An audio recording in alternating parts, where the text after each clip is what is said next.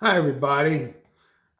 I've been working on some rhythm patterns and I'm actually rehabbing my hand. I had a hand injury and I'm starting to try to practice some strumming that I think will strengthen my hand and my wrist and so forth. And I was thinking of what's a good strum tune?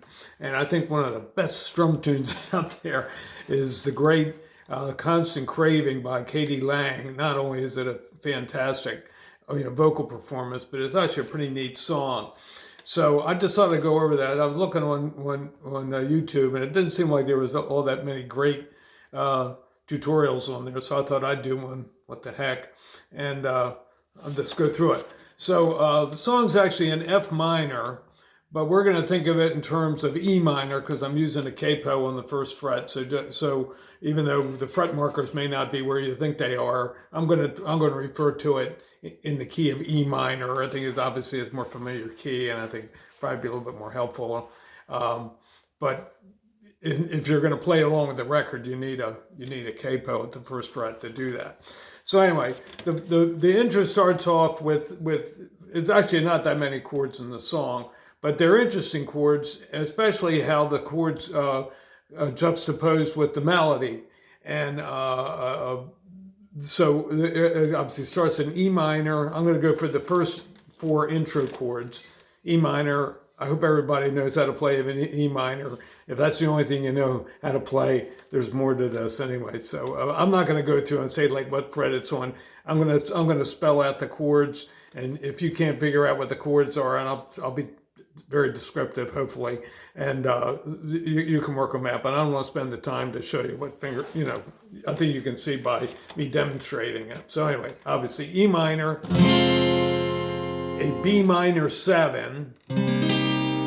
Okay, I think we all know that chord, which is kind of, think of it as a D chord with a B in the bass. That's another way to look at it. And then here's like the first kind of unusual chord, which is a C chord over a D. Now, again, I'm spelling this out the way the capo is. So if you play like a D triad and then the open D next to it, okay. So you would sometimes call that a C over a D, but I'm also going to add this G on the top. Give it that voicing. So it's really just a kind of a two-finger chord. If you can see that, I'm playing the G with my pinky and then the C note with my index finger with an open D, top four strings. And then it plays a regular C chord like that. Okay, so I'm just going to go through that again. E minor, B minor 7, this C over D, and then a C chord. Okay, I'm just going to walk through these chords, and then it's going to go that again. E minor, B minor 7, and then I'm going to play that same chord, that C over D, but I'm going to voice it different. I'm going to play it like a C triad, like an A style bar chord here, and I can play that either with the open D, or I could actually fret a D here. I could do that too. That's another way if it's easier to grab it. Because the thing is, when we do this, it's going to be real strummy, and I think you want to be able to isolate when the downstrokes. You want to hit the bass notes kind of proudly, so it kind of comes out, rhythmically when we talk about the rhythm pattern, so to speak. You want to be really strong on those downstrokes. So that's another way to play it.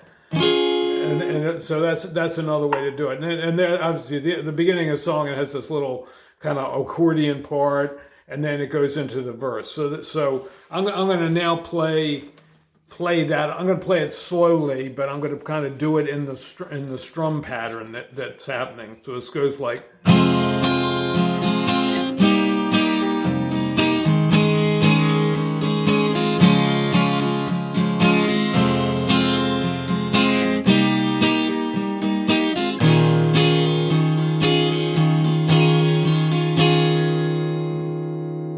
got that. Now there's one thing that's kind of neat, and this is something that I think translates to a lot of other kind of rhythm patterns where there's like what I would call a breath in there. And a lot of times, like, I don't know if you ever learned the song Gloria, which was sort of like a staple of kind of garage rock, you know. But you're doing like an up and down and up and down. But when you're doing the ups and downs, you're actually picking your hand up. You know, you're leaving that breath in there. So it's like, you know. So in this song, when they do that, when you're doing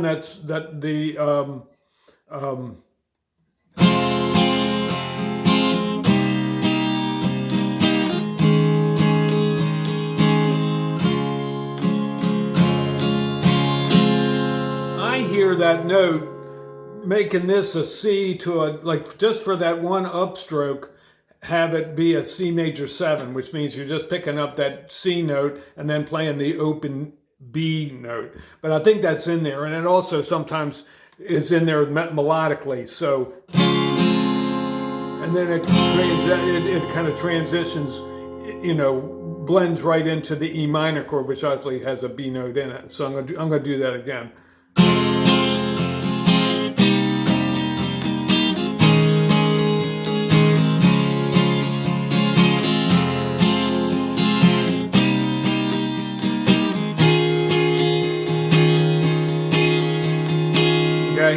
So that's the intro and then the verse.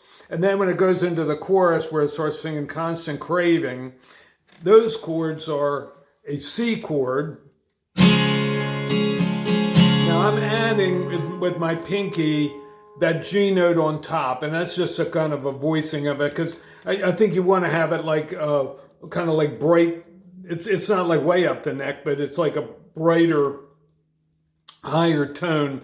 So, and that's like, you know, when she sings "Come," that's a G note, and then it goes. It's a D over C, which is the opposite of a C over D, but she's actually, you're playing a D chord, you know, the old folky D chord, but you're going to voice that C in the bass. And I would play that like this, where I'm kind of playing the triad, like, you know, like a little mini bar, and then the D note, and then I'm using my middle finger to play the bass note in C. Okay, so it starts off with a C this way, with a G on top, and then this D over C, and then you move to that B minor 7th that you played before, and then E minor, and then it plays an F major 7. And I would use my thumb. It's the easiest way. If you want to root a thumb at the bottom for the bass note, back to the E minor again. Okay? And then it goes back into the verse and thing. And then there's this little part in there, like a middle 8 or whatever it is. I'm not sure how many bars it is. Where it'll go. Let's see. Well, actually, it goes. Let's see. It goes. Where it goes to that part where it goes, E minor 7, E minor, then the F major 7, it goes up to a G. Okay, wow, the funky G. And then it goes into this kind of middle 8 part. And that is a D add 9, which is like a D chord, like your A-style bar chord, excuse me, with the 3rd move down a whole step, so you're playing the shape like, here, see that? Okay, now I'm making it into a full bar chord because it's kind of strummy there, and I want to have like kind of like a lot going, you know, a lot of strings going. And then you just move that whole thing down a whole step. And then it goes to that part there, that's a G chord. And then it goes G, D, vamps over those two chords. And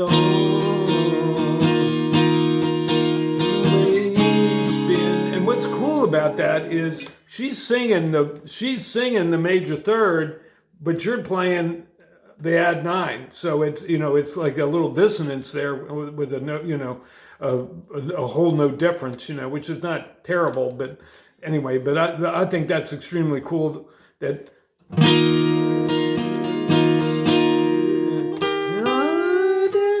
That's like the melody, but over that very open sounding chord. And the thing is cool about add 9 chords is they don't really telegraph if it's a major or minor, And now when she's singing it, she's making a major, but it has that really kind of ethereal, not knowing kind of what kind of chord it is, kind of voicing.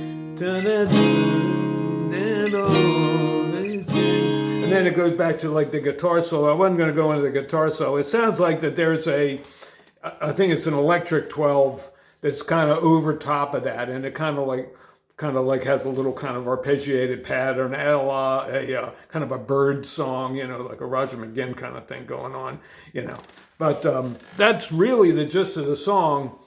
And then it goes back to another verse, and then it goes back to that,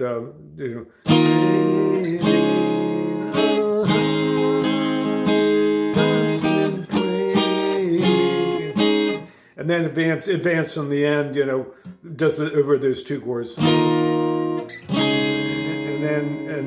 And then I think when she does it, there's a fade on the record, but on her performances, she goes back to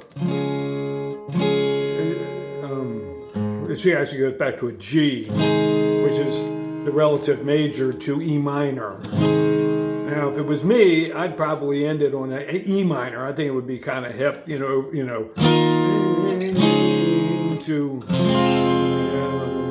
think that'd be kind of cool. Whatever, maybe with an added 9 or E minor 9.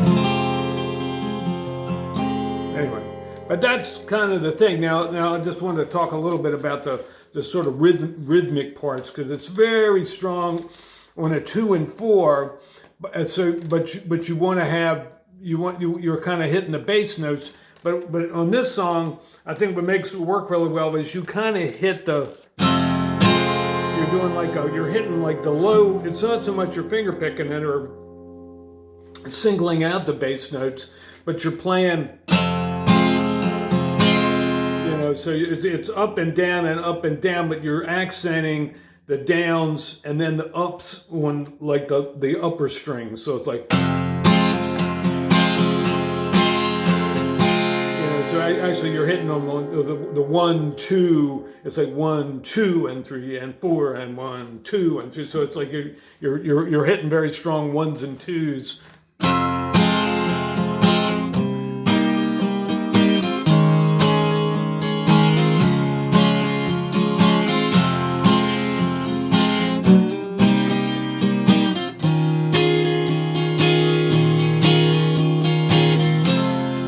Okay, well, that's enough, I think, for now. And you got any questions, leave them in the comments or whatever. And great song, and then very energetic to play along with the record, and you really get kind of grooving along. And in the process, you can strengthen your wrist and your fingers and stuff.